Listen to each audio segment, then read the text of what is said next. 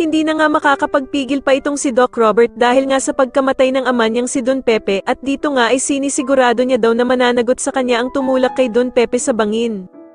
Kaya naman ay takot na takot si Zoe habang pinapakinggan ito at maluha-luha nga ito sa sobrang pagkakonsensya niya sa ginawa niya sa lolo Pepe niya. Samantala ay palihim na pupuntahan nga ni Ninang si Moira para sabihin na mukhang big time nga daw ang sponsor ni Lotes dahil sa napipigilan daw nito ang mga transaksyon na kanyang ginagawa. Pero sasagutin naman siya ni Moira na mas big time daw ang sponsor niya at mas kaya niya nga daw tapatan ang binibigay nila kay Lotes.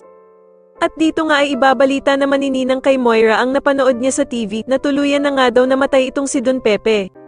Kaya naman ay parang baliw na matutuwa na naman nga itong si Moira habang nasa loob ng selda.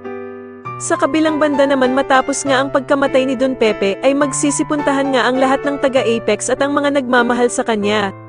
At dito nga sa mismong burol ni Don Pepe ay magsasalita si Giselle na ipinapangako nga daw niya sa lahat ng pumunta na hindi siya titigil hanggat hindi niya napapanagot ang lahat ng may kagagawa nito sa kanyang ama. Kaya naman ay biglang kakabahan nga itong si Doc Carlos dahil sa alam niyang isa siya sa mga kasabwat ni Moira at siya din nga ang tinuro ni Don Pepe bago ito tuluyang mamatay. Samantala ay ikakagulat ni Doc Carlos ang biglang pagpunta ng kanyang ex-wife na si Irene Benitez sa burol ni Don Pepe at dito nga ay parang demonyong bubulungan nga niya si Doc Carlos tungkol kila Lynette at Doc Robert. Kaya naman ay biglang magagalit nga ang mukha ni Doc Carlos dahil sa makikita niya ang pag-akbay ni Lynette sa nagluluksang si Doc Robert.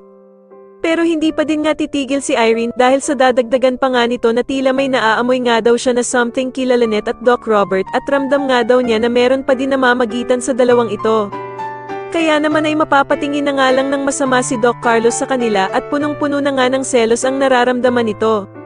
Sa kabilang banda naman dahil nga sa ginawang pagturo ni Don Pepe kay Doc Carlos bago siya mamatay, ay magkakaroon nga ng clue si Giselle tungkol sa mga kasabwat ni Moira sa nangyari sa ama niyang si Don Pepe.